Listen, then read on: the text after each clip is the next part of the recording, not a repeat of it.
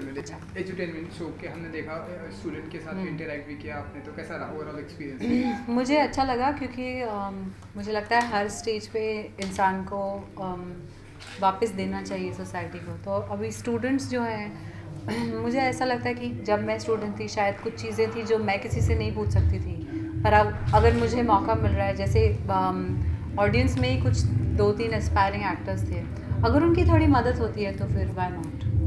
मेरा बस कुछ घंटे जाएंगे पर उनको डायरेक्शन मिल जाएगी।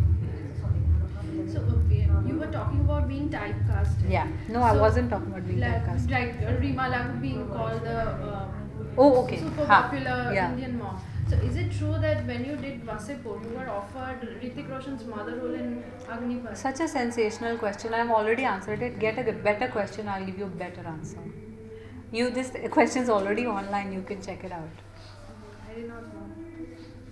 It was somebody who hadn't even met me or seen me gave me a call and said, would you? I said, no, I'm 23 years old. They said, oh, sorry. So I'm saying I was just making a point about how casting is done sometimes. Okay, so but ask me something else. That somebody was already asked. Ask something else. I'm sitting here for you to answer your question. So ask something nice. In the discussion you were sharing, you had to lie to your parents coming to Mumbai. So when was it that you actually told them the truth? Was it? No, I wasn't. See, I wasn't lying. They knew I had an interest in acting. My parents always knew I had an interest in acting. But like most Indian parents, most normal middle class Indians, they had a few apprehensions. So then they said, why don't you study a little more? Don't do just college. Study a little more after college, and then you can proceed with your ambition. And that's what I did. I studied a little more. I happened to love what I was studying, and it really benefited me. Even today, as an actor, it benefits me.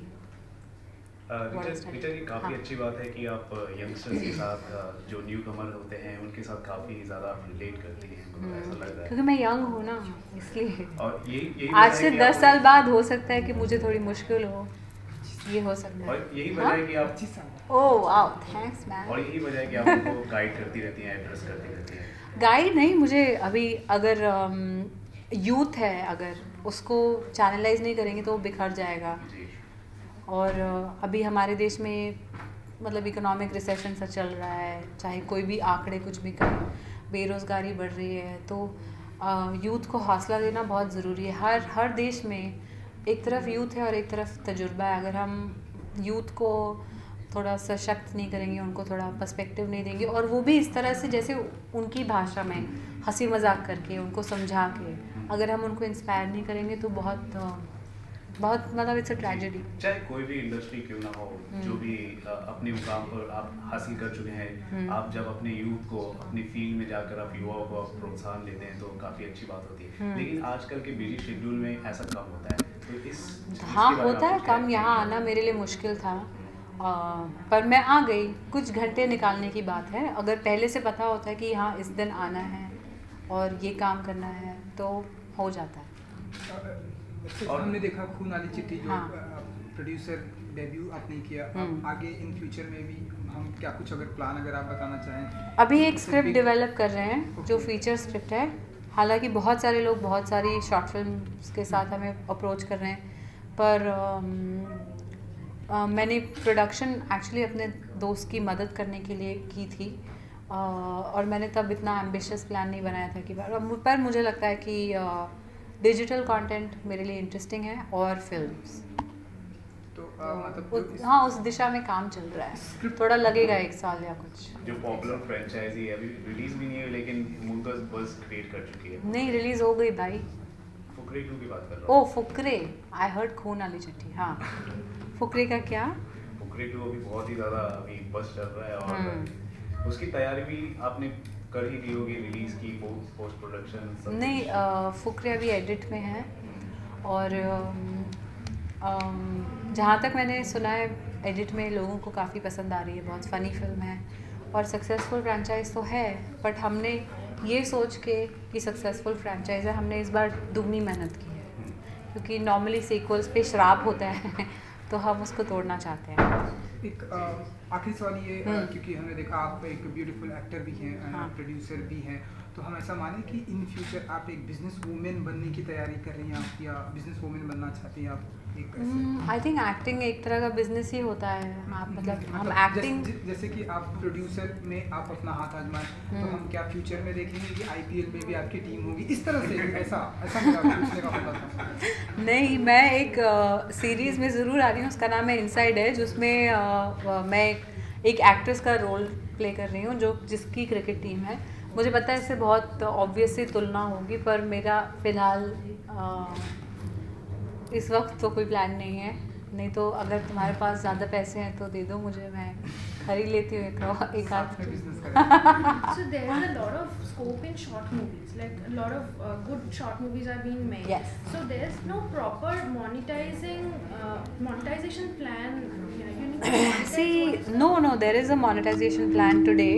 That's if it was not working, then very few people would make short films. So today, lots of people are making short films because they can, like, I made a short film and I sold it to Royal Stag. So it's like that. Something or the other is happening.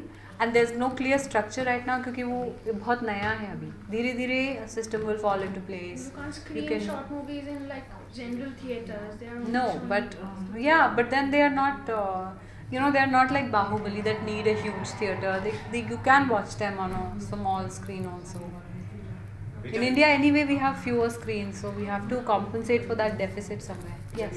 Where do you see Indian cinema in international market? हाल ही में दंगल जो release हुई, China में उन्होंने record तोड़ा, और बाहुबली भी जिस तरह से कर रही है, कहाँ देखती है हम हमारी फिल्मों का? बाहुबली और दंगल एक अच्छा एग्जाम्पल है कि जब इंडिया लार्जर देन लाइफ फिल्में बनाता है, या जैसे लंच बॉक्स ने भी US में काफ़ी पैसे कमाए थे, मसान भी फ्रांस में रिलीज़ हुई थी, स्पेन जर्मनी में रिलीज़ हुई थी, वहाँ उसने पैसे कमाए। तो ये धीरे धीरे पैसे आते रहते हैं, तो ये अच्छा रहता है प्रोड्यूसर के लिए। मुझे लगता है कि जैसे हॉलीवुड अपनी फिल्में हर जगह दिखाता है, चाहे चाइना हो या कोरिया हो या मॉरिशस हो, सब लोग देखते हैं वो फिल्म्स, तो धीरे धीरे आई थिंक बॉलीवुड को भी उस दिशा में जाना चाहिए। बट अगर हम क्वालिटी और कंटेंट थोड़ा मैनेज कर लेना, जैसे कि बॉक्स ऑफिस पे जो चलता है उसके साथ कंटेंट भी उतना ही अच्छा, तो हम we are a hit then. जैसे दंगल एक करेक्ट एग्जांपल है, कमर्शियल फिल्म है, उसमें गाने भी हैं और सब कुछ है, पर उसमें कंटेंट अच्छा है, तो मैसेज हो ना हो कंटेंट भी अच्छा होता है। जैसे 3 इडियट्स भी वहाँ इसलिए चली थी बिकॉज उसका कंटेंट अच्छा था, तो धीरे धीरे अच्छे कंटेंट को लोग यूनिवर्सली समझ सकते हैं।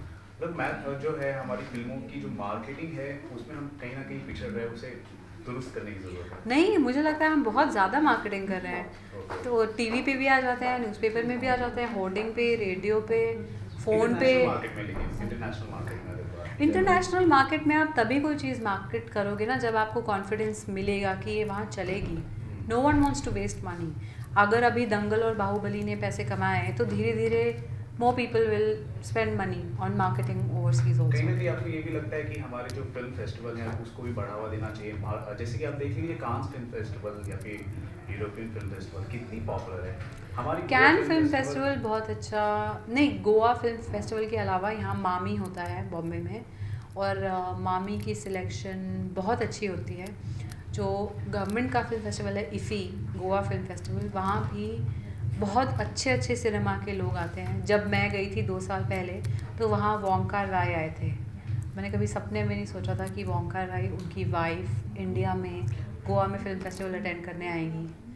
ये अलग बात है कि ये बहुत ग्लैमरस नहीं है, आप टीवी पे 10 घंटे बैठ के डांसर्स नहीं देखते तो आपको लगता है कि शायद ये बड़े नहीं हैं, पर जहाँ कंटेंट होना चाहिए ये फिल्म फेस्टिवल्स बहुत अच्छे आगे आ रहे हैं।